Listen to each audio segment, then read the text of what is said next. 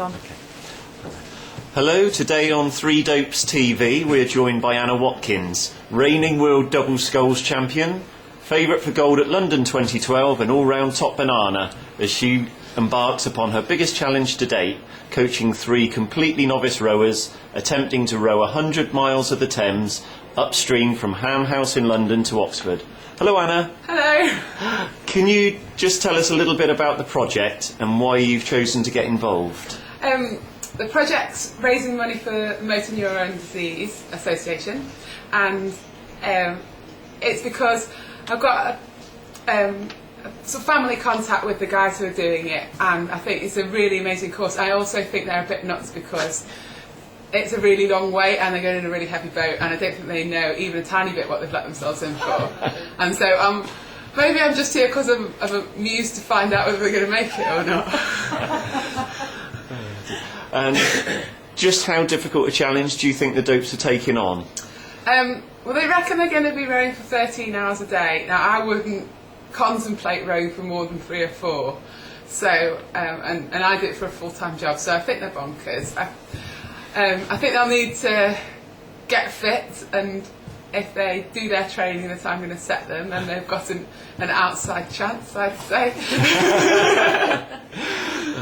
And if they do complete the journey, where will the achievement of coaching this team rank among your many other achievements? It will absolutely take the top spot now.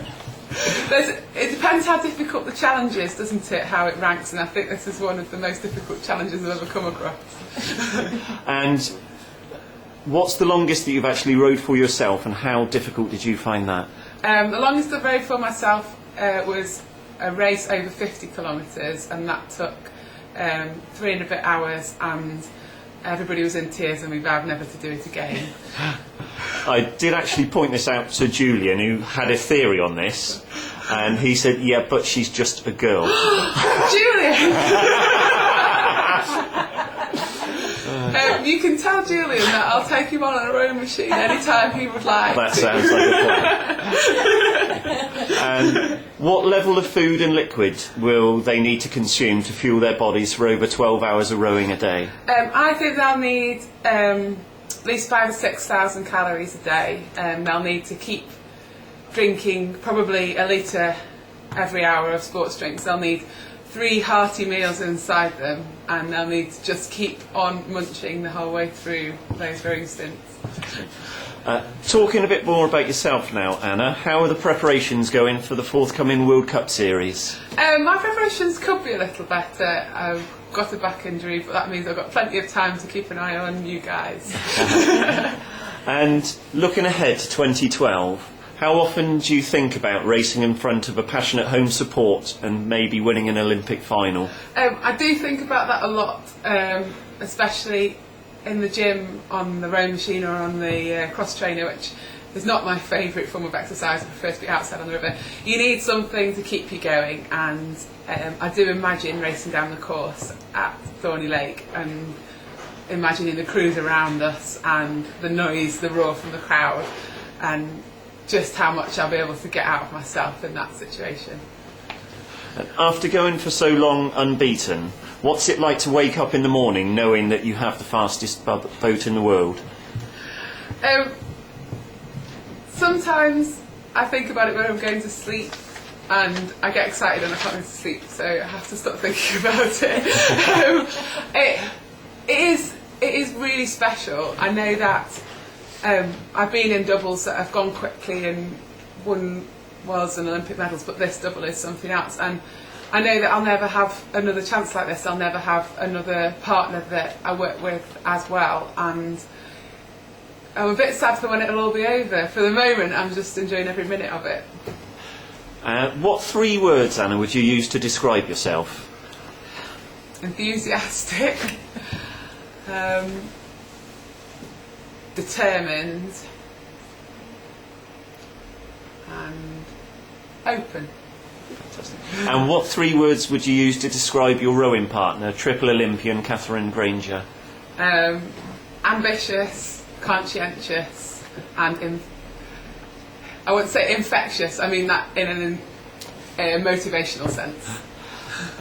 And you once said in an interview that there is something special about the way our boat moves when we are both in it. What exactly did you mean, and is it a feeling you think the dopes can expect to replicate? What exactly I meant was that it feels like the boat is moving for no effort at all because the timing is exactly right. I don't think your boat will feel like it's moving for no effort at all.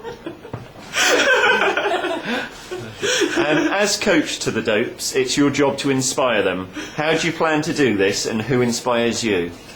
I'm inspired by people who have had an awful lot of pressure put on them at the Olympics and just batted it all aside and gone through with it.